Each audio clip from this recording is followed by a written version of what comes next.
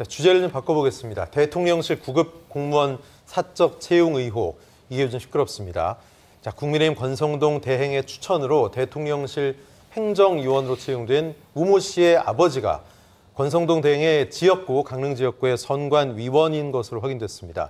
여기에다 권성동 대행의 해명이 더 파장이 커졌죠. 참 구급 공무원 관련된 해명 국민들이 많이 좀 실망했고 분노했는데 김성환 평론가 어떻게 보셨습니까? 근데 뭐 그런 일이 있다는 사실 자체도 중요하지만 네. 해명하는 걸 보면서 아마 많은 분들이 놀라셨을 거예요. 뭐가 문제냐? 지금 뭐가 문제냐는 얘기가 한두 번째 나온 게 아니잖아요. 네. 대통령실에 대체 뭐 대통령실이 어떻게 운영되는지도 잘 모르겠고요. 대통령실의 인사를 도대체 어떻게 했는지를 잘 모르겠어요. 모르는 상황에서 뭐 일종의 지인 찬스, 뭐 친인척 이런 사람들이 계속 등장하고 있는 상황이잖아요. 그런데 대통령실도 그렇고 관련됐다고 하는 사람들이 뭐가 문제인데 이런 식의 태도를 보이는 거예요. 글쎄요. 뭐 예를 들면은 OBS에서 신입사원 공채하는 해요. 공채하는데 좀 했으면 좋겠네요. 누구 관계자들이 있는데 내가 아는 지인 소개했어. 그러면 안 되죠. 네, 소개했다고 얘기하는데 능력 있어 라고 우기거나 주장하는 거하고 뭐가 다른 얘기입니까? 근데 뭐 신입사원 월급은 최저임금보다 조금 높아. 나는 오히려 더 위급 뭐 과장 정도로 뽑아줬으면 좋을 거라고 얘기를 했는데 이른바 윤핵관이라고 하는 사람들끼리 이런 얘기가 오고 갔다는 거 아니에요. 그러니까 권성동 원내대표가 장제원 의원한테 그런 식으로 얘기를 건넸다고 하는 걸 본인 스스로 입으로 지금 얘기하고 있는 상황 아니에요. 이런 걸 보면서 대통령실은 그냥 대선 캠프에 들어와서 뭐 초기에 대선 캠프 꾸릴 때 김건희 여사도 적지 않은 역할을 했던 것으로 본인 스스로도 얘기를 했고요. 윤석열 대통령 그리고 윤핵관들이 자기와 관련돼 있는 사람, 편한 사람들 이런 사람들 잔뜩 갖다 넣어놓고 대선 캠프에 들어갔던 사람들, 적지 않은 사람들이 대통령실로 못 들어갔다는 투덜거림이나 입이 이만큼 나와서 저한테도 그렇게 얘기하는 분들이 있던데 이런 사람들은 능력이 있는데 그런 사람들은 배제되는. 윤핵관들이 도대체 인사를 얼마나 개입했는가. 이건 빙산의 일각일 수도 있겠다. 이런 생각이 들고요. 근데 제가 궁금한 거는요.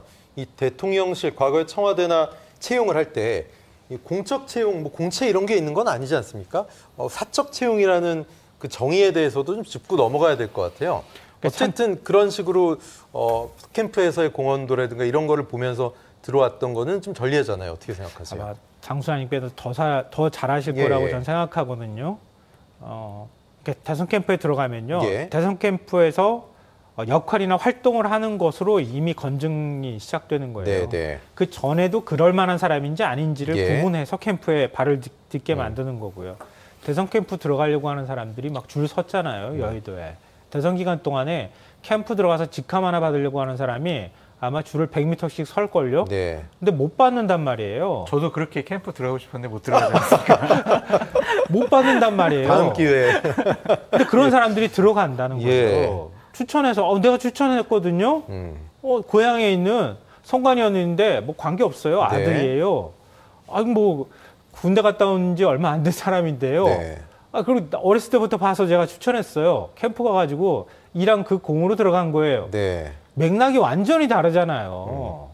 그러니까 이런 맥락으로 사람을 갖다가 막 넣기 시작하면은 대통령실에서 제대로 된 판단을 할 수 있겠습니까? 판단할 수 없다는 거예요. 더 심각한 문제는 그렇게 얘기 나오는 사람들이 거론되는 게 뭐 대선 기간 동안에 윤석열 대통령한테 후원금 1,000만 원씩 주고 그런 사람들이라는 거 아닙니까? 수입이 뭐 딱히 없었다고 하죠. 군대 갔다 온 친구가 무슨 수입이 1,000만 원이 있어서 돈을 냅니까? 아버지가 부모님이 줬겠죠. 그럼 그 부모가 선관위원이잖아요. 이게 무슨 얘기인지 모르겠어요. 그래서 이제 이해 충돌 얘기가 나오고 있는데요. 장 소장님은 이번 사안 어떻게 보셨어요? 제가 몸담고 있던 진영에서 저런 일들이 벌어져가지고 상당히 부끄럽고 창피하다라고 말씀드릴 수밖에 없고요. 권성동 원내대표 겸 직무대행이 대통령과 대통령실을 보호하려다가 상당히 무리한 부적절한 발언과 해명을 했다. 이건 거의 실언 수준 아닙니까? 실언 수준이죠. 정말 잘못됐죠. 그러니까 동생인 장제원 의원한테 오늘 한 소리 들었지 않겠습니까? 그러니까 저런 해명이 국민들도 화나게 하는 것이다라고 말씀을 드리고요. 행정요원, 그러니까 행정 5급 이상, 대통령실의 5급 이상 행정관 같은 경우에는 공채를 안 해요. 그냥 이렇게 지인들 아름아름해서 뽑아요. 캠프에 있던 사람, 당에 있던 사람, 뭐 추천받아서 하는데 7급하고 9급의 행정요원은 네. 박근혜 정권 때까지는 공채를 했어요. 아, 그랬습니까? 그냥 홈페이지에다가 예. 띄워서 뭐 9급 행정요원 모집해가지고 근데 이게 뭐 특별한 시험은 있는 건 아니고 그냥 서류 면접 보고 그러는 차원이었는데 그렇게 추천하는 기회 우리 김서환 평론가님 말씀 잘해 주셨듯이 네. 대선 캠프에 일할 수 있는 기회조차도 상당한 특권이에요. 그렇군요. 특혜고. 예. 저 같은 사람 일하고 싶어도 못했잖아요. 네. 그렇기 때문에 저거를 뭐가 문제야라는 식으로 접근하는 것은 국민을 향해서 기본적인 예의가 아닌 것 같아요. 네. 잘못한 건 잘못했다라고 하시는 게 예. 맞는 것 같습니다. 네.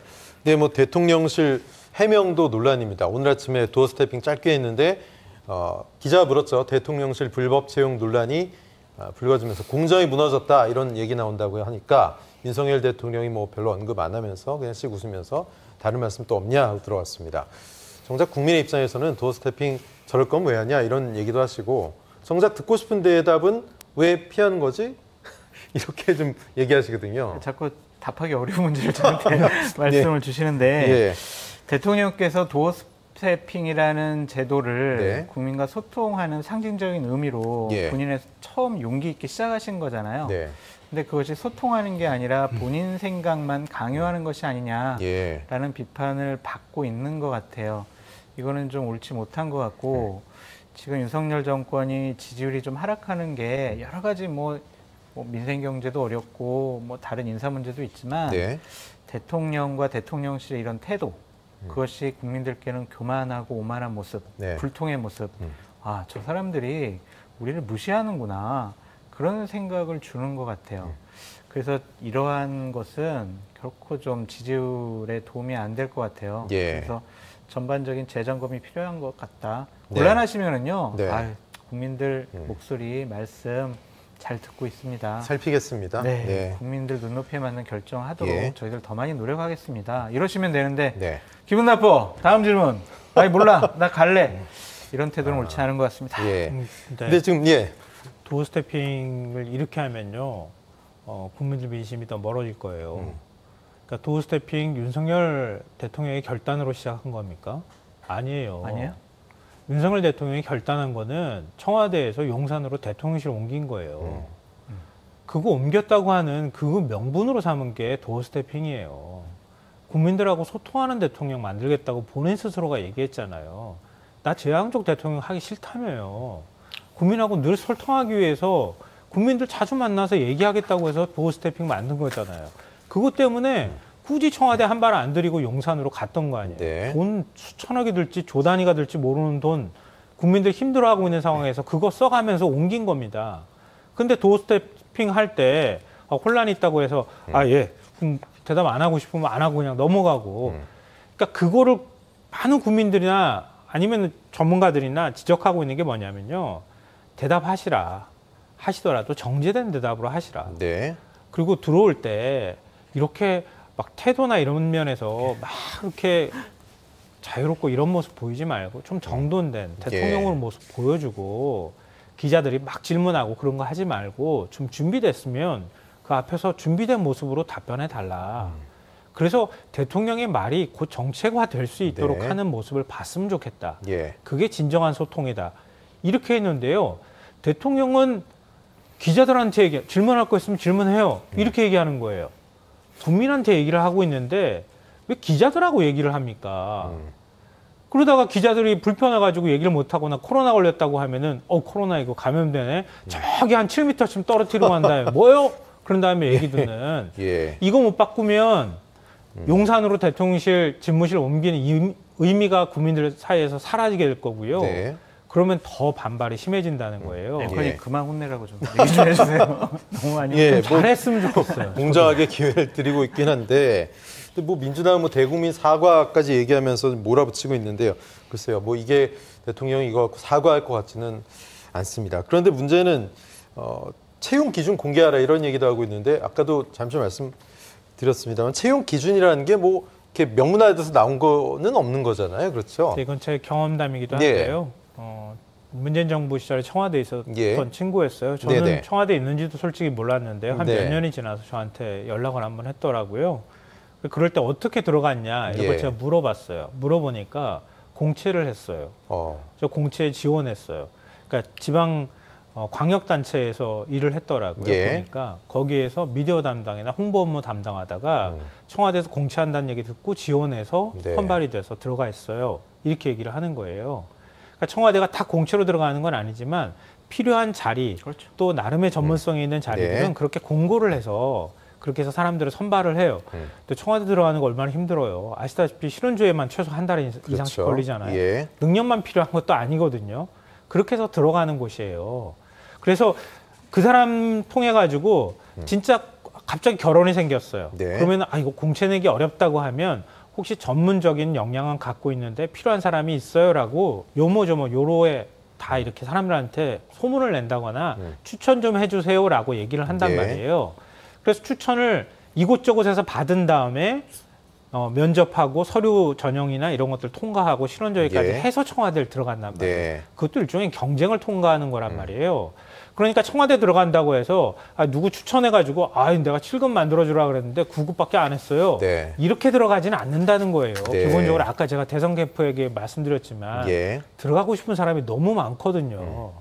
그것 자체가 공정이라고 하도를 무너뜨리는 것이다라는 인식을 지금 발언을 이렇게 많이 하시는 것도 불공정하다니까요. 저한테 발언 기회를 좀 주셔야죠. 하세요. 마지막으로 이제 장 소장님께 발언 기회 드릴게요. 지금 장제원 의원하고 지금 권성동 원내대표 계속 부딪히는데 장성철 소장께서 보시기엔 장제원 의원 뭔가 좀 소위 삐친 게 있습니까? 많이 삐쳤죠. 왜냐하면 기자분들이 계속 물어본대요. 권성동 당대표 직무대행체제에 대해서 어떻게 생각하세요? 라고 물어보면 인정을 안 한대요. 대답을 안 해요. 그러니까 불만이 많은 거죠. 본인은 이준석 대표 몰아내가지고 조기 전당대회를 해가지고 당권을 빨리 윤핵관들이 장악을 해야 되는데 아니 권성동 대표가 왜 직무대행 체제 해야 한다고 해서 6개월에 이준석 대표가 돌아오도록 만드는 그런 기회를 열어줬느냐. 이건 잘못됐다. 여기서부터 권성동, 장제원의 싸움이 시작되는 거예요. 근데 이것은 결국에는 2024년도 총선 공천권 다툼, 주도권 누가 행사할 것이냐. 이거에 대한 근본적인 시각이 서로 다릅니다. 그래서 이 두 분들 간의 관계에 대한 갈등과 다툼은 앞으로 쭉 이어질 거다. 그 워딩 중에서 뭐 압력을 내가 넣었는데 이 말도 좀 거슬리지 않았을까요? 장제원 의원 입장에서는? 그렇죠. 내가 압력 받아가지고 그러면은 지금 대통령실에 있는 행정관들을 내가 짰단 말이에요. 그러니까 장제원 의원도 상당히 기분 나빴을 것 같아요. 그렇더라도 당대표를 이렇게 공개적으로 나무래고 저격하는 것은 장제원 의원의 행동도 좀 적절하지 않은 것 같습니다. 네, 자, 두 분간의 말씀 여기까지 듣겠습니다. 자, 김성환 평론가, 장성철 소장님 고맙습니다. 감사합니다.